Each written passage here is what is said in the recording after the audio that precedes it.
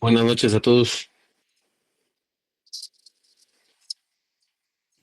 Buenas noches, licenciado.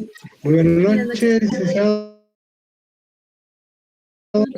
Licenciado. Sí. Buenas noches, licenciado. Antes que todo, pues quería mencionarles que el día viernes que tuvimos clase y que tocaba de manera presencial por cuestiones de las elecciones, por el tema de- del Día del Cariño, el tema de que era fin de quincena y etcétera, y no sé qué otra iban a haber contratiempos por el tema del transporte y el tráfico iba a estar un poquito cargado. Sin embargo, de acuerdo al informe que tuve yo acá, solo se conectaron 69 personas. Y la verdad, les digo, eso sí es lamentable porque era obligación de todos, o es obligación de todos ustedes el conectarse y encender su cámara. Está de más que yo se los esté diciendo, eh, porque al final, pues, los únicos responsables de eso son ustedes, no yo. Yo solo trato de impartir la clase de acuerdo al programa que tenemos asignado, en el horario que se nos permite, y pues en ese orden de ideas sí los llamo a la reflexión para que los que no se lograron conectar el día viernes, pues, como les decía, y hay un reporte sobre eso y ahí aparece realmente quiénes fueron los que eh, conectaron y quiénes no. Y además por eso les puse hoy ese mensaje a través de la red de WhatsApp para que pusieran cartas en el asunto. A ver, Patricia, ¿qué es lo que quiere decir? Disculpe, licenciado, buenas noches. Fíjese que he estado teniendo problemas con mi cámara de la computadora. Por si no ve mi cámara conectada, fíjese que estoy teniendo problemas porque no me deja acceder. No sé si es el sistema. Pues trate de ver de qué manera cambia de aparato para poder tener accesibilidad de su computadora o de su teléfono para poder conectarse, ¿verdad? Porque, como les repito, yo he sido flexible en ciertas cosas, pero sí me preocupó ver el día viernes que solo 69 personas estaban conectadas y el total de las personas que están asignadas a la sección son 218 personas. Entonces, es decir, que no estaba ni la mitad de la clase conectada. Yo sé que algunos andaban ahí celebrando el Día del Cariño, el Día de la Amistad, el día de porque era quincena, que porque esto, que porque lo otro, pero yo creo que la responsabilidad es de cada uno de nosotros como tal, ¿verdad? Entonces, le llamo a la reflexión para que ustedes tomen cartas en el asunto. Yo, como les puse en el mensaje, si yo miro que no están conectados, pues simplemente voy a reportar eso y pues en el examen que está próximo, que ya es el 28 de febrero, pues simplemente les voy a bajar puntos, ¿verdad? No me dan otra opción, ¿verdad? Así que continuando con el desarrollo, vamos de acuerdo a lo que eh, está el programa, solo vamos a ver hasta lo que son los elementos del Estado, hasta ahí va a entrar el examen, el primer parcial. Así que les de sobremanera les menciono que solo vamos a ver el punto 1, que son las generalidades del derecho internacional público 1, y el Estado y los elementos del Estado. Todos los puntos que ya hemos visto y que se los he trasladado a través de la aplicación que tenemos ahí asignada para poderles que ustedes tengan las diapositivas y les sirva de guía para estudiar, ¿verdad? Pues ya la demás información ya se las había hecho llegar a todos. Así que empecemos. El día de hoy nos toca ver lo que es las fuentes del derecho internacional público. Para empezar, debemos de saber y entender, conocer qué son las fuentes del derecho internacional público. ¿Qué es fuente? A ver, Ameli, ¿qué me puede decir qué son las fuentes para usted? Buenas noches, licenciado. ¿Podría ser el origen del inicio, el origen de algo? Correcto. Para usted, Yulisa y Yesenia, ¿qué son las fuentes?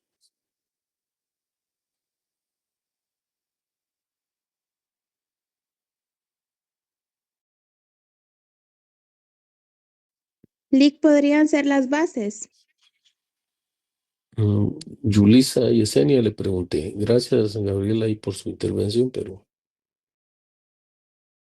No sé si se me refería a mi nombre es Julia sí. Yesenia. ¿Y es No, Julia y Yuli. Yesenia? Ah, bueno, Julia y Yesenia. Sí, para mí igual sería el principio o la raíz o las causas de algo. Ok. Y para usted, Iber, ¿qué son las fuentes?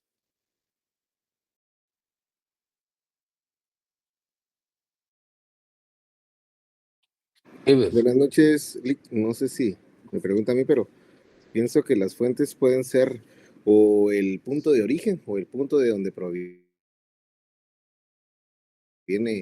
algo, ¿verdad? Es como que nos da la correcto, apertura al eso contexto. es. Normalmente el concepto que tenemos de que las fuentes es el origen, el nacimiento, manantial de algo que vamos a entrar a conocer, ¿verdad? Entonces tenemos que ver cuáles son sus orígenes para bueno, las fuentes de dónde provienen todo esto para poder desarrollarlo y eso es lo que nos sirve a través de la praxis poder conocer y entender de una mejor manera cuál de lo que en el tema que nos toca el día de hoy es las fuentes del derecho internacional público, ¿verdad? ¿Qué son las fuentes del derecho internacional público? ¿Verdad? Las fuentes del derecho internacional público son los fundamentos jurídicos que establecen las normas que rigen las relaciones entre los estados y otros sujetos internacionales. Estas fuentes están reconocidas en el artículo 38 del Estatuto de la Corte Internacional de Justicia. Si ustedes se dan cuenta en la definición que acabamos de dar, el contenido de lo que son las fuentes del derecho internacional público, pues aquí nos menciona que son las normas que rigen las relaciones, ¿sí?, entre los estados y otros sujetos del derecho internacional, ¿verdad? Y estas a su vez tienen su origen en el artículo 38 del Estatuto de la Corte Internacional de Justicia. Como consecuencia, ese es el origen, el nacimiento, y es donde precisamente nace la vida jurídica, lo que son las fuentes del derecho internacional público, ¿no? También podemos decir que las fuentes del derecho internacional público son los mecanismos a través de los cuales se crean, interpretan y aplican las normas internacionales. Que estas a su vez proveen el marco normativo para la interacción de los actores en la esfera global. Es decir, que a través de estas fuentes de derecho internacional, pues son los medios o los mecanismos que nos sirven para poder interpretar, crear y aplicar la norma al caso concreto que se nos presenta en las relaciones que existen dentro del marco jurídico de los países dentro de una esfera global, ¿verdad? Ahora bien, ¿qué son los tratados internacionales? Para hablar de tratados internacionales, pues tenemos que remontarnos y decir que son los acuerdos escritos entre estados u organizaciones internacionales que se rigen por el derecho internacional. Estas, a su vez, pueden ser bilaterales o multilaterales. También se dice que tienen fuerza vinculante para las partes que los firmen y ratifiquen. Y ahí la importancia del por qué les decía que en su momento que para que un tratado pueda ser aplicado en un determinado territorio, determinado estado, debe de ser firmado y ratificado por el estado contratante. De lo contrario, ese tratado o ese convenio no se puede hacer valer en ningún estado si no ha sido ratificado, ¿verdad? Verbigracia, como les decía yo, en el tema de que normalmente algunos países de la comunidad internacional no ratifican firman los acuerdos, pero no los ratifican. Y entonces, como consecuencia, es una falencia que no se ha podido corregir a nivel internacional. ¿Por qué? Porque esa es una voluntad del Estado de ratificarlos o no. Si no se ratifican, entonces es una letra muerta. ¿Por qué? Porque no puede entrar en vigencia o no se puede alegar de que un determinado convenio se debe de aplicar para un determinado caso en concreto, ¿verdad? El ejemplo que tenemos del tema de los tratados internacionales está la Convención de Viena sobre el Derecho de Tratados, como es el Tratado de París. ¿Por qué les menciono esto? Porque estas son las normas internacionales que nos sirven para poder establecer, regular, interpretar y aplicar al caso concreto cualquier situación que se nos pueda presentar dentro de la esfera global en la que nos desenvolvemos, tanto en forma individual como jurídica, ¿verdad?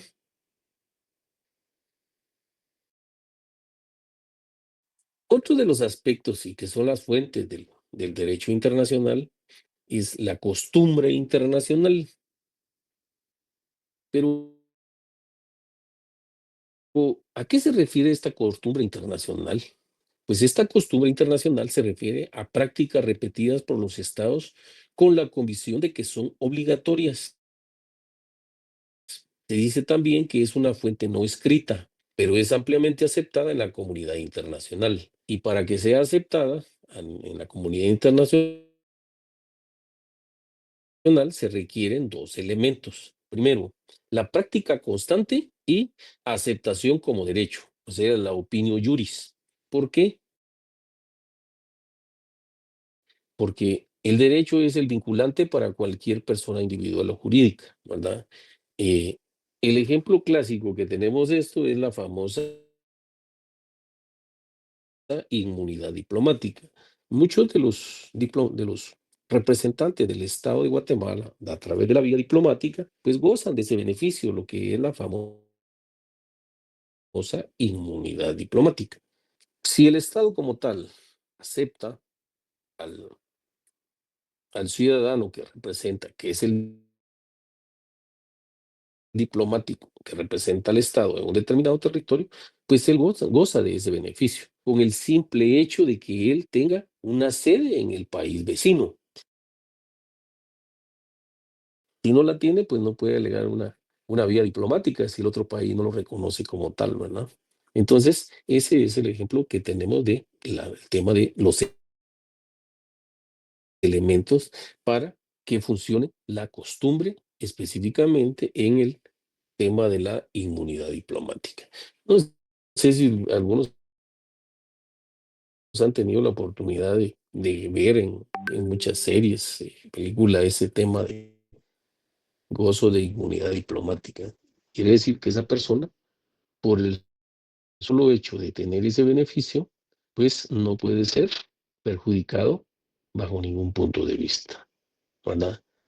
Sin embargo, cuando hay flagrancia, cuando hay ciertos elementos que a juicio de la autoridad donde se han cometido son constitutivos de delito, pues la función y la obligación del Estado es solicitarle al Estado con el cual se tiene la relación que le cancele la inmunidad diplomática por los actos realizados en contra de la ley por parte del diplomado. Entonces, eso es bien importante que lo sepamos para poder entender por qué es que se utiliza ese término de inmunidad diplomática. Entonces, si ustedes analizan dentro del ámbito aquí nacional, pues jueces y magistrados y otros miembros del gabinete y de la Corte de Constitucionalidad, Corte Suprema, gozan de lo que conocemos nosotros como el derecho de antejuicio. Es decir, que para poder juzgar a un personaje de esta naturaleza necesitan que se abra la puerta de la denuncia para establecer por los órganos jurisdiccionales si esta persona cometió algún ilícito y si amerita realmente que se le procese por los actos realizados, ¿verdad? En cambio, en la vía diplomática lo que sucede es que el estado en el cual se encuentra la persona le solicita al estado al cual pertenece el cónsul que le quiten la inmunidad diplomática para poder procesarlo. Si se dan cuenta, son dos situaciones bien similares en cuanto a los actos, solo que para poderle quitar la inmunidad a alguien que goza de antejuicio, tienen que promoverle esa garantía que está, valga la redundancia, garantizada en nuestra Constitución política y en la ley de antejuicio, ¿verdad? Entonces, como consecuencia, se tiene que agotar esa vía. En cambio, por la vía diplomática es distinto. Simplemente una vez el Estado lo denuncie ante el país al cual pertenece la persona, pues el país, si lo considera pertinente, pues le va a levantar esa inmunidad diplomática para que sea procesada esta persona, ¿verdad? Pero para hablar de lo que son, ya hablamos de la fuente, cuáles son las fuentes, y ya las mencionamos, pero también tenemos que hablar cuáles son los principios generales del derecho internacional público más reconocidos, ¿verdad? Y entre los principios generales del derecho tenemos que son normas reconocidas en los sistemas jurídicos nacionales que también son aplicables en el derecho internacional. Funcionan como un marco supletorio cuando no existen tratados o costumbres sobre un determinado tema. El ejemplo que tenemos de esto es cuando podemos aplicar la equidad, la buena fe y la responsabilidad, ¿verdad? Entonces, estos son los principios generales del derecho dentro de la esfera del ámbito internacional. Primero, que hay equidad, buena fe y que haya responsabilidad de la persona. En el caso particular que les mencionaba del cónsul, ¿verdad? Que en este caso goza de esa inmunidad diplomática, ¿verdad? Entonces, él debe de actuar dentro del marco de la legalidad del país en el cual se encuentre para que haya esa equidad, esa buena fe y con responsabilidad en sus actos. De lo contrario, pues se va a ver envuelto en una situación incómoda para él porque lo más seguro es que lo van a terminar expulsando si logran levantarle la inmunidad, o bien en su caso pueden solicitar que esa persona sea cambiada inmediatamente porque está realizando actos en el país vecino en el cual se encuentra que van en contra o que perjudiquen la imagen del país en el cual se encuentra, ¿verdad? Entonces sí tenemos que tener sumo cuidado en ese tema para poderlo entender. El otro aspecto son las famosas decisiones judiciales y la doctrina, ¿verdad? ¿Qué son las decisiones judiciales? A ver, Emi, ¿qué me puede decir usted de qué son las decisiones judiciales? ¿O qué?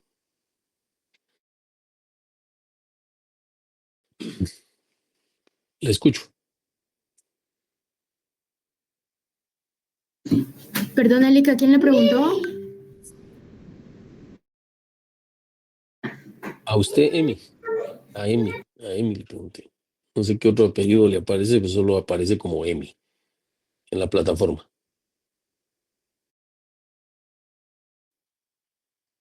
Porque aquí está Angie también, que acaba de levantar la mano ahí, pero bueno, ya que no, vamos a ver. Lucía Fernanda, a ver qué nos puede decir. Son resoluciones que emiten el Poder Judicial para un caso. Sí, más o menos.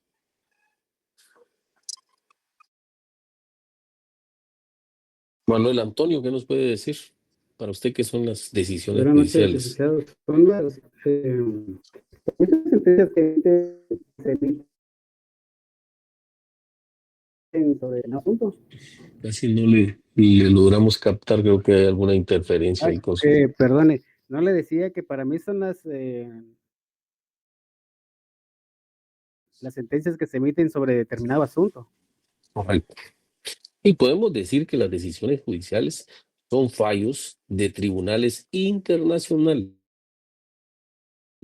como los que emite la Corte Internacional de Justicia, que yo les mencionaba el otro día, el viernes en la clase, ¿verdad? Que sirven como referencia, pero no son vinculantes para otros casos. Es decir, solo los utilizan como referencia. Cuando dicen, miren, el fallo de fecha tal y tal, pues la Corte Interamericana de Justicia opinó al respecto en un tema similar a este, pero no le pueden aplicar esa sentencia a ese caso, a ese nuevo caso que pudieran conocer, simplemente por el hecho de que son cuestiones o hechos totalmente distintos. Si bien es cierto, tienen algunos elementos parecidos, lo es también que es únicamente como referencia para poder tener una mejor opinión a la hora de emitir el fallo judicial, ¿verdad? El otro son es la doctrina. ¿Qué es la doctrina? A ver, Henry Vinicio, ¿qué nos puede decir?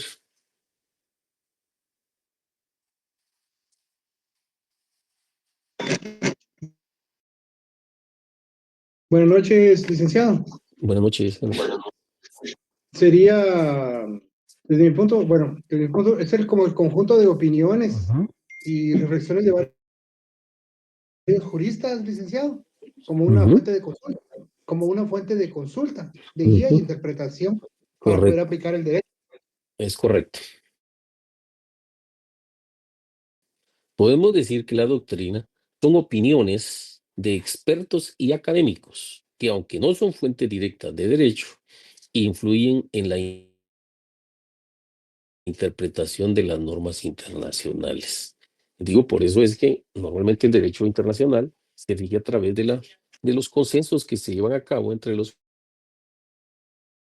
países en un determinado momento para poder resolver esa clase de conflictos que se dan entre los países contratantes. ¿Por qué utilizo la palabra contratantes? Porque a través de ellos es que los estados como tal, de común acuerdo, cada uno de sus representantes emiten ciertas opiniones sobre un determinado tema. Y les gracia de lo que le mencionaba, el tema del medio ambiente. Ese es un tema a nivel mundial, es decir, es global, nos afecta a todos y como consecuencia ya han emitido muchas resoluciones, muchas opiniones en las cuales pues sugieren que los países pues hagan el mayor esfuerzo para poder encontrarle una solución o soluciones al problema que estamos enfrentando con el tema climático, el tema de ahorita el que tenemos de moda enfrente, ¿va? El tema de eh, de las devoluciones que están haciendo de nuestros connacionales de aquí del norte. El tema acá es que por más que se les dé a ellos una justificación del caso en concreto, no dan marcha atrás, simplemente los mandan para los países al cual corresponde. Algunas veces, antes, algunos de los connacionales que se encontraban allá por el norte, lo que hacían era que decía que lo más cercano para ellos era México. Como no tenían documentos de identificación, pues decían, soy mexicano. ¿Por qué? Porque les quedaba cerca la frontera y ya no tener que venir, por ejemplo, a Centroamérica y hacer todo el calvario de pasar toda Centroamérica y dependiendo el estado donde se encuentra y pasar todavía por el estado de México, que es uno de los lugares más peligrosos que hay a nivel mundial para poder transitarlo. Entonces, como consecuencia, muchos se quedaban ahí en el norte. Y aunque no era de origen mexicano, ¿verdad? Hoy en día sí están tratando de, precisamente a través de los medios científicos que hay, que tienen a su alcance estos países capitalistas, del ADN, pues desde ahí pueden establecer y a través de los perfiles que tienen ya de cada uno de nuestros países, pues deportan a las personas hacia el territorio que les corresponde, donde deben de estar, ¿verdad? Y entonces digo, todas esas cuestiones son las que, de una u otra manera, son las que han tratado de poder encontrarle soluciones, emitir resoluciones en aras de evitarse todo ese tipo de vejámenes y gravámenes que han o están sufriendo muchos de los connacionales que están siendo repatriados a nuestro país y a las demás áreas de Centroamérica y México, ¿verdad? Entonces, esas son las cuestiones que tenemos que tener presentes para efectos de cuando hablemos de las fuentes del derecho internacional público. Como conclusión, podemos decir lo siguiente, que las fuentes del derecho internacional público son esenciales para garantizar la coexistencia pacífica y la cooperación entre Estados y otros sujetos internacionales. Los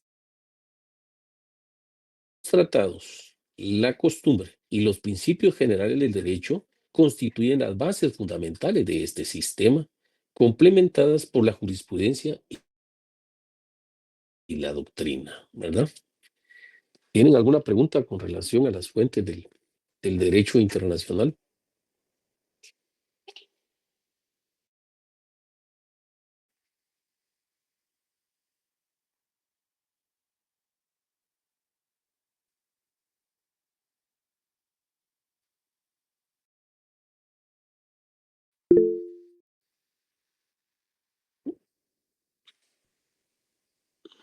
A ver, Kevin, bueno, ¿dónde está Kevin? Aquí. Licenciada, buenas noches. Buenas noches. Solamente con una consulta. Cuando usted habló de los tratados, en el libro de Carlos Ochaita, también lo menciona como convenios. En caso de que, supongamos, en el examen usted nos ponga los convenios, lo podemos tratar de la misma manera sin ningún problema, ¿correcto? Mire, lo que pasa es que busquemos el diccionario de la Real Academia Española y se van a dar cuenta que cuando hablamos de convenio es porque han convenido las partes, ¿verdad? Por eso yo les digo partes, porque son elementos que conforman él. Y cuando hablamos de tratados es porque los estados como tal se reúnen, se ponen de acuerdo y como consecuencia se emite un tratado, ¿verdad? He ahí porque la similitud cuando se utiliza indistintamente convenio o tratado, ¿verdad? Por eso es que no habría ninguna. Gracias, muy amable. Ningún problema.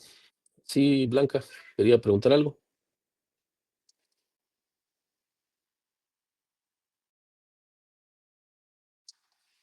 Y precisamente en el libro del doctor Mario Larios Ochaita dice que, por eso les decía, fuente dice, se entiende el origen del derecho. Y en ese caso del derecho internacional público. Y entre los autores que ha presentado diferentes puntos de vista en cuanto a la división de las fuentes. Algunos la dividen, dice, en fuentes en sentido estricto y otros en un sentido más amplio. Fuentes directas y fuentes indirectas, fuentes principales y fuentes secundarias o auxiliares, ¿verdad? En el derecho internacional público, dice, es una de las ramas del derecho en general que se desarrollan con mucha rapidez de su propia naturaleza, es dinámico, y ahí que lo que se ha considerado tradicionalmente como fuente del mismo se ha visto en realidad ampliado con otros elementos que en verdad han ayudado a su desarrollo, convirtiéndose así en fuentes en sí lato sensu, ¿verdad? Tradicionalmente, pues lo que les mencionaba, que en el artículo 38, numeral primero, de los estatutos de la Corte Internacional de Justicia, de las cuales literalmente dicen lo siguiente. Pónganle atención a este artículo. Dice, la Corte, cuya función es decidir conforme al derecho internacional las controversias que le sean sometidas, primero debe aplicar, dice, las convenciones internacionales, sean generales o particulares, que establecen reglas expresamente reconocidas por los estados litigantes. Y B,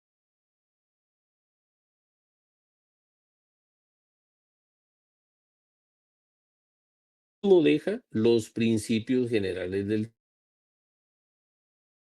derecho reconocidos por las naciones civilizadas. Y deja también las decisiones judiciales y las doctrinas de los publicistas de mayor competencia de las distintas naciones como un medio auxiliar para poder determinar las reglas del derecho, sin perjuicio de lo dispuesto en el artículo 59, que establece: la presente disposición no restringe, dice, la facultad de la Corte para decidir un litigio. Es decir, que si bien es cierto, existen estas fuentes para resolver determinado conflicto que se somete a consideración de esta Corte, lo es también que no es vinculante para ellos. Simplemente ellos van a resolver el conflicto que se les presente de dos estados o de dos personas en particular, y como consecuencia lo van a resolver de acuerdo a los conocimientos que tengan ellos sobre la materia, ¿verdad? Y por eso les digo, muchas de estas decisiones no son vinculantes para ellos. Ellos tienen que ser lo más amplios para poder establecer y resolver ese conflicto. Contrario censo pasa acá con los jueces y magistrados. Los jueces y magistrados, ¿qué es lo que hacen? Cuando aplican la ley, se van a lo que establece la ley. Sin embargo, precisamente por eso les compartí ahí el tema de los convencionalismos, que muy ampliamente lo explicó el doctor Estuardo Cárdenas. No sé si alguno de ustedes tuvo la oportunidad de escuchar esa valiosísima conferencia. La verdad, le digo, es un excelente libro ese que él pues él es de su autoría. De hecho, su servidor tuvo la oportunidad de poder abrirle un espacio a él hace más o menos unos 2 años, tal vez 1 año, 2 años, para que hiciera la presentación de su libro en un congreso jurídico que tuvimos de magistrados en el departamento de Retauleo. Ahí se hizo la presentación de ese libro y por eso la importancia, y se los permití compartir para que muchos de ustedes pudieran entender todo lo que son los convencionalismos y el por qué. Entre las preguntas que le formulaban era si realmente eh, qué hacían los jueces, si estaban obligados a cumplirlo. Pues el que resuelve es el juez y el magistrado, ¿verdad? Ellos van a emitir su fallo. Ya serán las partes las que lo puedan aceptar o no e impugnarla por la vía recursiva, si consideran que no está aplicando una determinada convención. Y como les digo, el que emite la resolución es el juez o el magistrado, pero es de acuerdo al conocimiento, a la interpretación, a la capacidad que tienen para resolver un determinado conflicto. En cambio, en el tema de las fuentes que les estoy mencionando acá, según el artículo 38, pues la Corte Interamericana solo lo único que hace es nutrirse de toda esa información que tiene y en base al conocimiento que cada uno de ellos tiene, resuelve, ¿verdad? El problema que ahí ya no hay quien conozca, ya no hay un ente superior que pueda revocar esta resolución. Como consecuencia, ¿qué sucede? ¿Cuál es la consecuencia de ese fallo?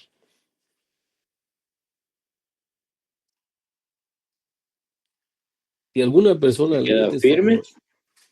totalmente, queda firme. ¿Y qué medios de impugnación se podían plantear ahí en contra de ese fallo?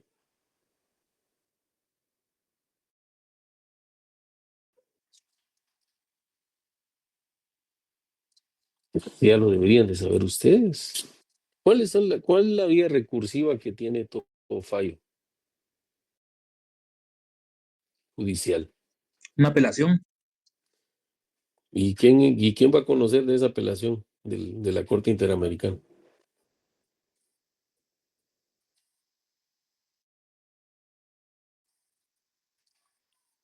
Es ahí la pregunta, ¿no? Lo único que cabe es la aclaración y la ampliación, pero la apelación no procede. ¿Por qué? Porque no existe un ente superior que pueda revisar esa sentencia, ¿verdad? En cambio, acá, en el entorno nacional, sí se puede revisar inclusive esa sentencia, ¿verdad? Aparte de la vía recursiva que existe de la apelación, pues existe un órgano superior que puede ser, dependiendo del órgano que haya emitido la sentencia, si es un tribunal de sentencia, pues quien conoce en alzada es la sala. Y en caso determinado, la sala no entra a conocer o el fallo no le es favorable a la otra parte, pues viene y puede plantear la casación. Y todavía si existe el agravio, persiste, ¿qué otro medio podría utilizar? Amparo. Vacación amparo. Es correcto. Pues el medio de impugnación es o la garantía constitucional que tenemos a la orden para poder acudir a la vía del amparo. ¿Y quién conoce de ese amparo? La Corte de Constitucionalidad. Eso si fuera una sentencia que ha emitido la Corte Suprema de Justicia o bien una sala, ¿verdad? Pero si el amparo fuera contra el presidente de la República, ¿quién conoce?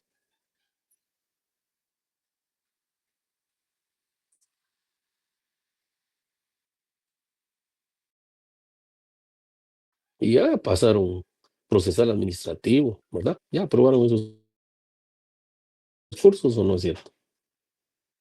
A ver, Víctor Estuardo, ¿qué nos puede decir?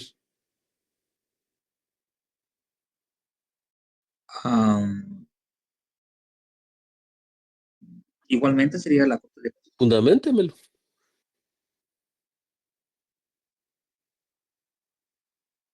Alguien que le pueda ayudar ahí al compañero. Ahí es donde se necesita la intervención y el apoyo de los demás, que se supone deben de tener sus herramientas a la mano para poder apoyar y participar dentro de la clase. Y eso se trata la clase. ¿Verdad? Que haya actividad de todos los alumnos. A ver, Keirin, Alejandra. José Eduardo creo que es el que nos va.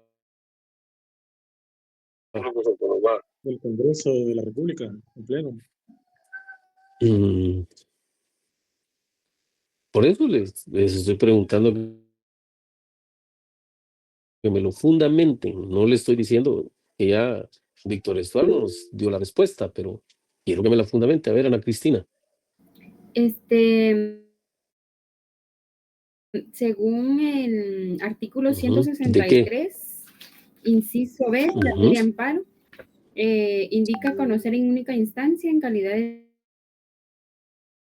Tribunal Extraordinario de Amparo las acciones de amparo interpuestas contra el Congreso de la República, la Corte Suprema de Justicia, el presidente y el vicepresidente de la Esa República. es la respuesta. ¿Se dan cuenta que sí saben las cosas? Lo que pasa es que hay que tener todas esas herramientas a la mano para poder utilizarlas, ¿verdad? Y es parte del aprendizaje dentro del derecho internacional público, ¿verdad? Hay que tener esas herramientas. ¿Qué? Una pregunta de lo más sencillo. ¿Quién conoce del amparo promovido contra el Congreso de la República? Ya vio José Eduardo que no es el Congreso quien conoce. ¿Ya? Es la CC, la Corte de Constitucionalidad. ¿Y quién conoce los fallos en contra de la Corte de Constitucionalidad? Vamos a ver. Algunos dicen que es la Corte Celestial, pero yo estoy seguro que no es cierto.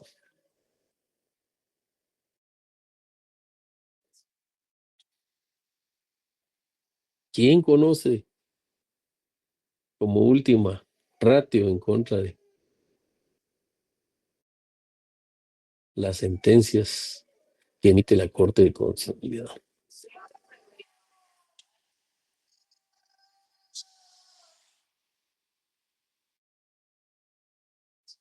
Melanie, Gisela, a ver qué nos puede decir.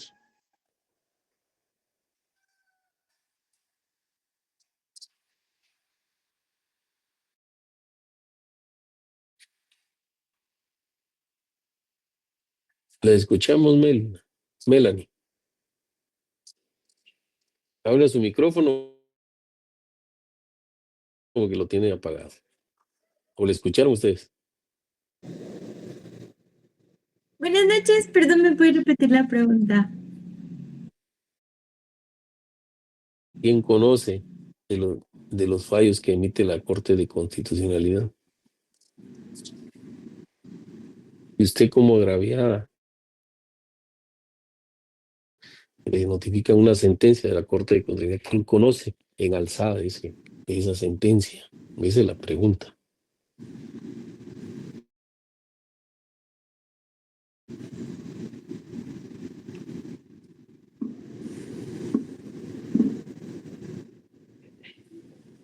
Yo diría que cualquier persona podría conocer las resoluciones, licenciado. No, no cualquiera. ¿Escuchó lo que yo pregunté? Sí, que quien conoce En las alzada, resoluciones ajá. que emiten.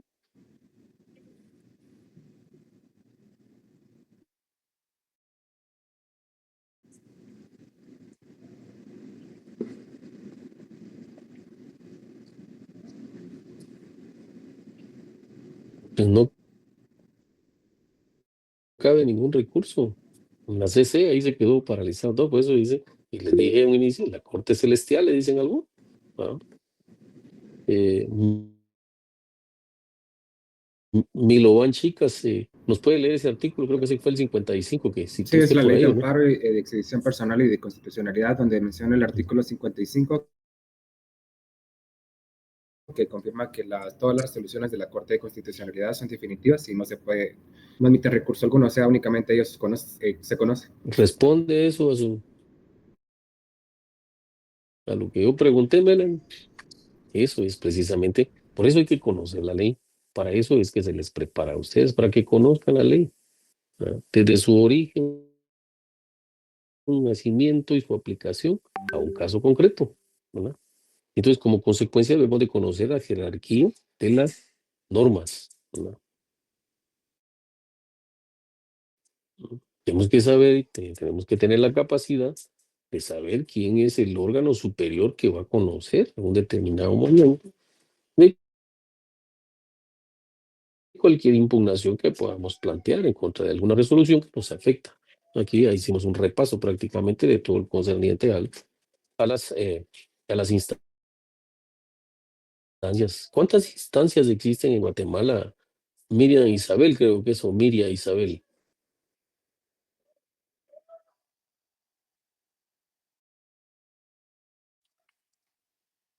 No escuchó. Vamos a ver, Catherine Day. Tampoco. Miren, yo les recomiendo que pongan sus nombres completos en la plataforma como ustedes salen ahí identificados, porque el problema es que eh, se les llama y no responden o hacen como que no es con ustedes. Kevin Giovanni, ¿qué nos puede decir? Tampoco está conectado. Aida Maribel está conectada.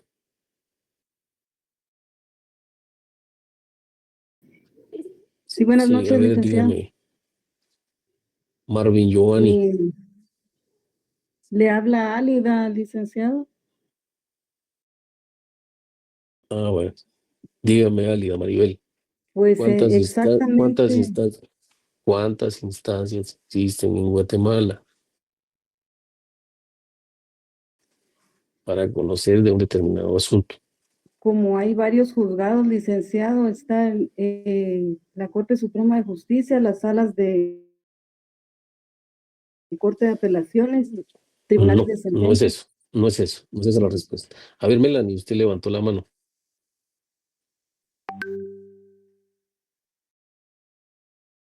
Melanie, Buenas le escucho. noches, Le escuchamos. licenciado. Según el artículo 59 de la Ley del Organismo Judicial, dice que en ningún proceso habrá más de 2 instancias. Esto también vinculado al artículo 211 de la Constitución Y en el Política. orden jerárquico, ¿cuál tenemos de citar primero? La Constitución. Bueno, lea el artículo 111, Álida Maribel. Ahorita, licenciado. La escuchamos.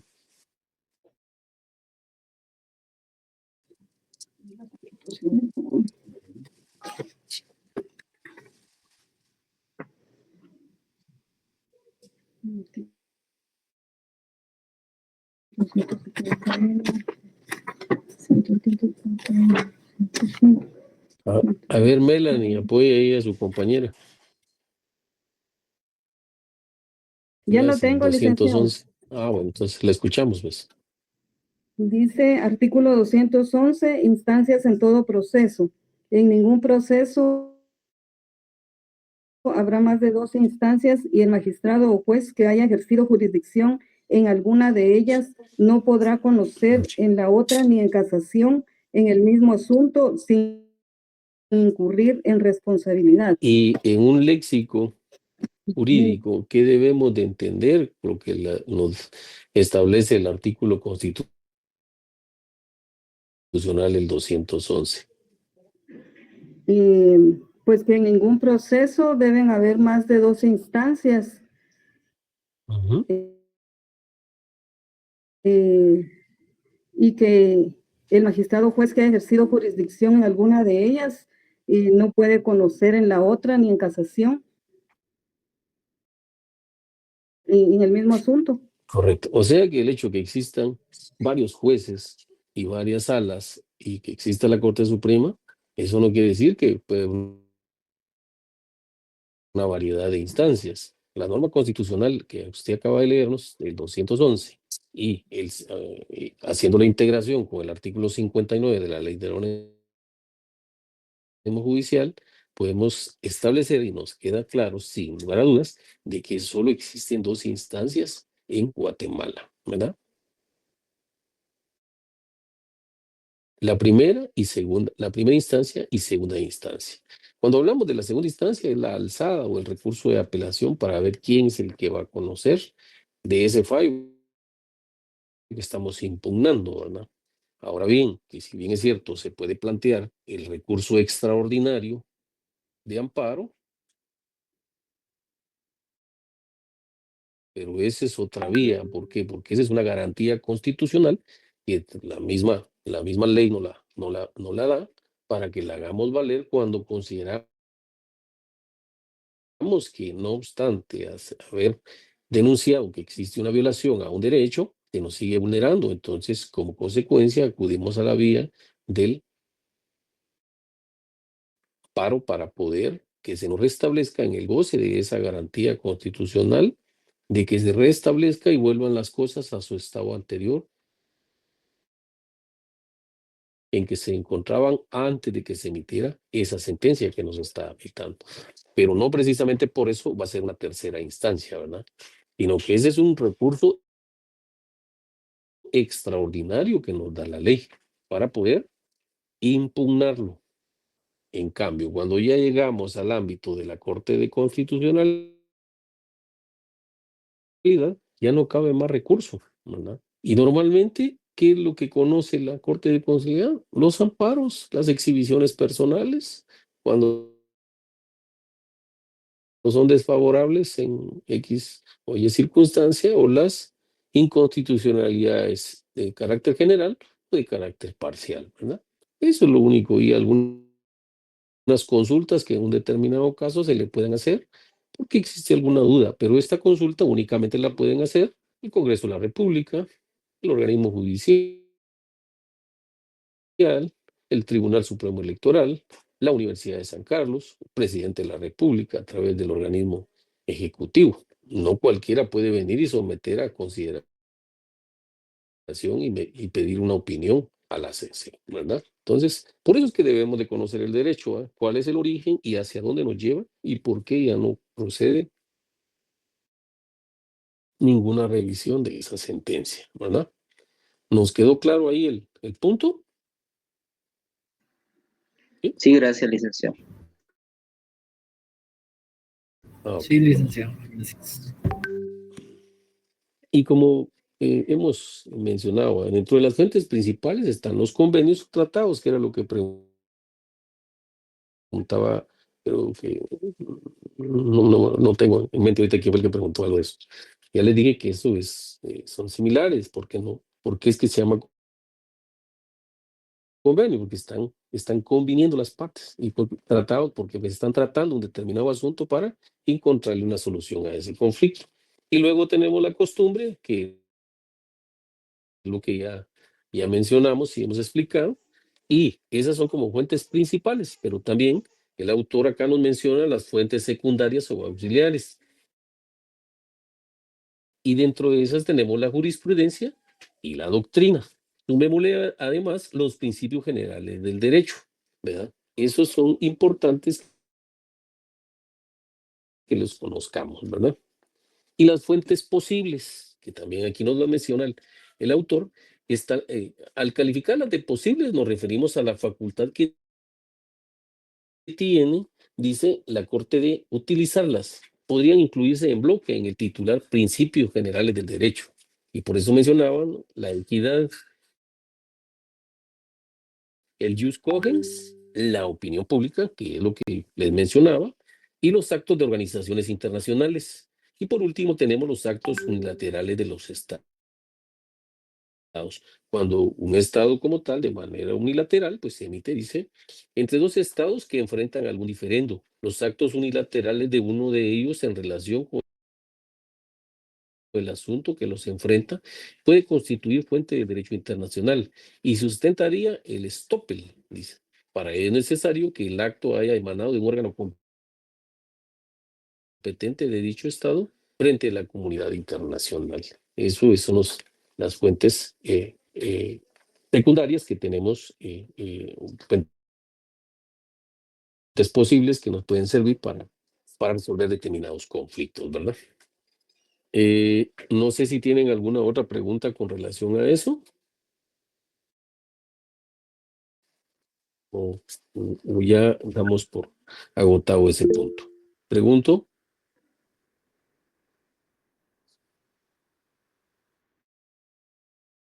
Buenas noches. Lo escucho. Buenas noches, Lick. O sea que las fuentes principales son dos, la costumbre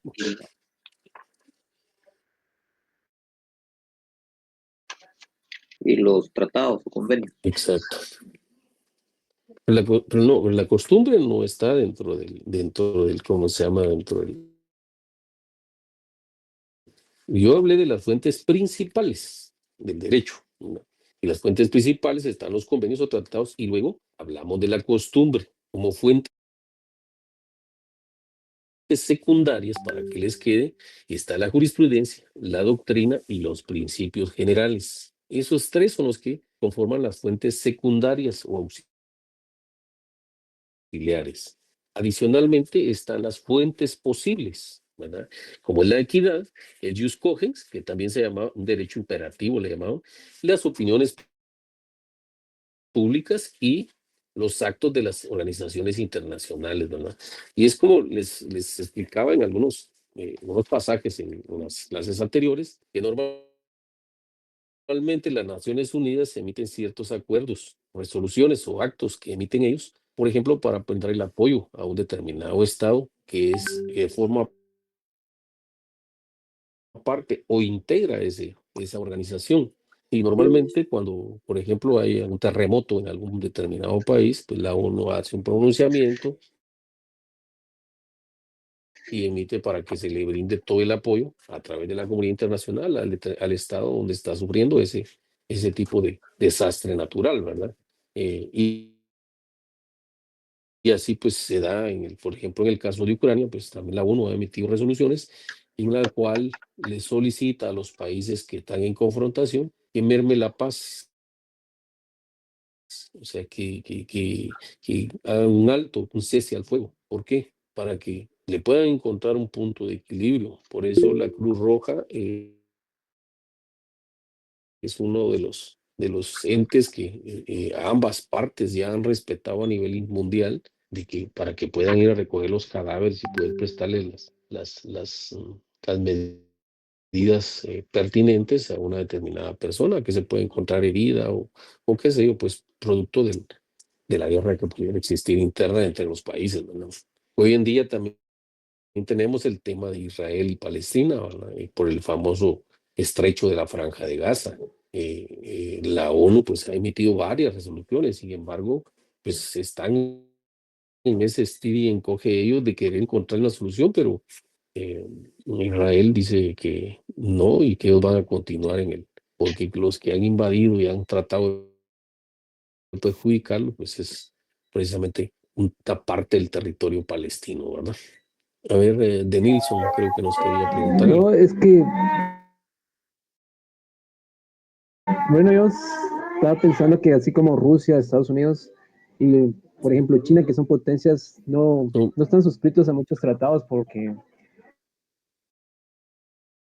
realmente es como que ellos quieren tener su propio poder, no les gusta como que estar sujetos a los tratados. Y más que todo, por eso en estos conflictos es como que no tienen un organismo internacional que los regule, entonces ellos siguen con las guerras y terminan como que haciendo lo que a ellos les interesa. Sí, lamentablemente así es, por eso es que yo les mencionaba y se los he reiterado en varias ocasiones y en varias sesiones que hemos tenido, que normalmente Estados Unidos nunca ratifica los tratados o los convenios. No le interesa. Él maneja la escena mundial. Es un país capitalista 100%. Rusia también es un país bajo ese mismo precepto y China no se diga. Entonces ellos se dan el lujo de tener armas nucleares y el rato que se les dé la gana, pues nos desaparecen de la faz de la Tierra. ¿Y quién les va a decir algo? ¿O quién se les va a oponer, ¿no? Desafortunadamente han habido convenios entre ambos países el no uso de ese tipo de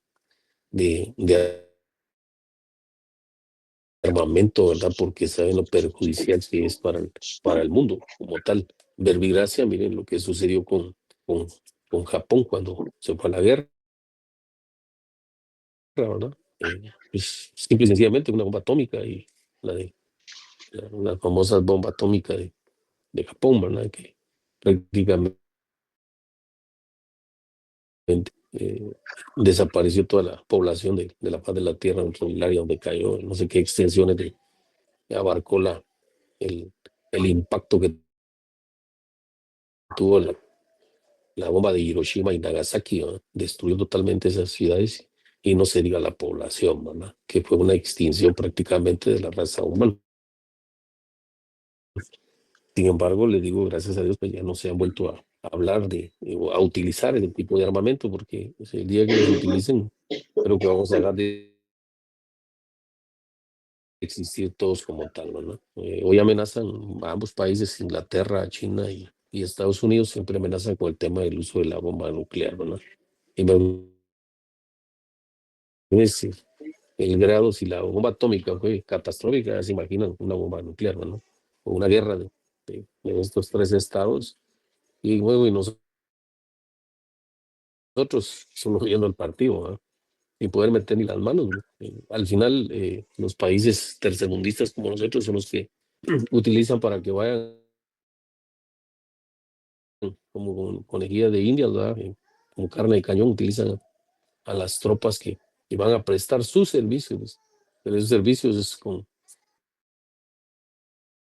a veces es sin ver de vuelta, ¿va? Es la guerra, pues en la guerra todo se vale, ¿no? Hay caídos de un lado como del otro. Desafortunadamente, los primeros que caen son los que utilizan como carne de cañón, ¿no? Y eso es lo que hoy en día se ha tratado de evitar, precisamente que esos tipos de conflictos, ese tipo de guerras que tanto daño han causado a la humanidad, ¿no? Nos vamos a quedar el día de hoy ahí y creo que el viernes va a ser la última clase previa para el examen de primer parcial, ¿verdad? Gracias a todos, que tengan una feliz noche y nos saludamos el próximo viernes.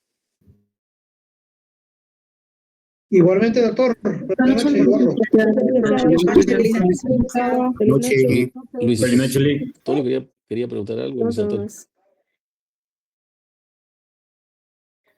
Buenas noches, Muchas licenciado. gracias, Lic. Buenas noches. ¿Cómo está? Feliz noche, licenciado. Muchas gracias. Sí, quería Buenas noches a consultarle. todos.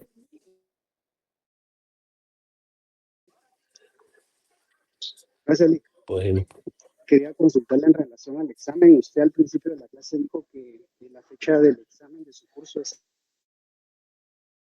el 28. Esa fecha ya es Sí, oficial. ya nos trasladaron el calendario. Hasta donde yo sé, pues, porque a mí me lo mandaron el día de hoy.